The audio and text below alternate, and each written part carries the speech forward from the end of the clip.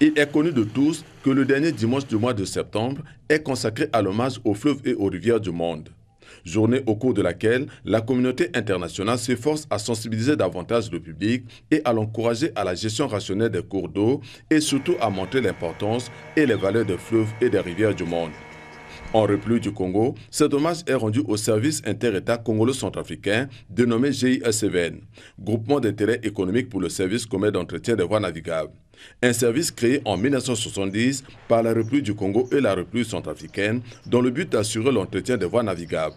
Les missions qui ont été confiées par les États congolais et centrafricains au GISVN, c'est d'assurer le maximum la sécurité de la navigation sur une partie du fleuve Congo, l'Ubangi et la Sanga. Et pour procéder à cette mission, nous avons plusieurs types d'opérations, parmi lesquelles je peux citer pêle-mêle le balisage, permettre aux usagers de naviguer dans de bonnes conditions.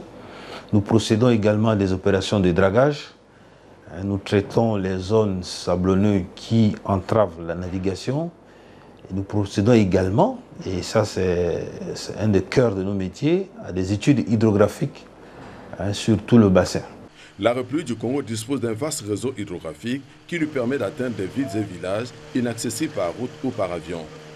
Seulement, le GISVN, bien qu'en charge de l'entretien des voies d'eau, ne prend pas en ligne de compte tout le réseau hydrographique du Congo. Nous entretenons en priorité la Sanga, l'Ubangi et un tronçon du fleuve Congo, ainsi que l'embouchure de la Lima. Malheureusement, ce service qui joue un rôle très important dans la sécurisation de la navigation est aujourd'hui confronté à d'énormes difficultés dues entre autres à la baisse du trafic et au refus de paiement de la redevance fluviale par certains armateurs. Les principales ressources du GISVN proviennent des redevances fluviales que nous percevons sur tout le fret qui transite par les voies d'eau que nous entretenons. Dans les années antérieures, il y avait beaucoup de trafic sur le fleuve, ce qui nous permettrait d'avoir les ressources nécessaires pour mener à bien toutes nos opérations. Mais depuis un certain temps, nous avons assisté à une baisse de trafic sur ces cours d'eau,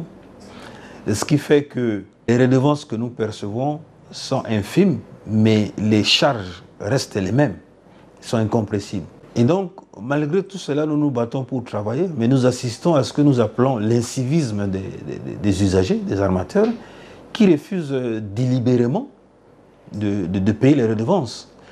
Et donc, ça nous met en difficulté pour remplir notre mission. Nous tenons quand même à préciser que nous sommes au fleuve ce que la SEGNA est à l'aérien et ce que le fonds d'entretien routier est à la route. Et donc, les usagers doivent le comprendre parce que si nous n'avons pas de redevance, nous ne pouvons pas entretenir les voies d'eau. Une situation qui a des conséquences négatives sur l'avenir du service. Et ces manques de ressources entraînent d'autres problèmes parce que nous avons par exemple le vieillissement du personnel qui fait qu'il y a des départs à la retraite. Mais compte tenu des ressources qui sont limitées, nous sommes obligés de ne pas faire des remplacements numériques à chaque instant. Aussi longtemps que les deux États, que sont la RCA et la République du Congo, n'interviendraient pas pour aider le GISVN à recouvrer ses créances auprès des armateurs véreux, ce service risquera de connaître encore des moments difficiles et c'est toute la chaîne de transport fluvial qui sera impactée.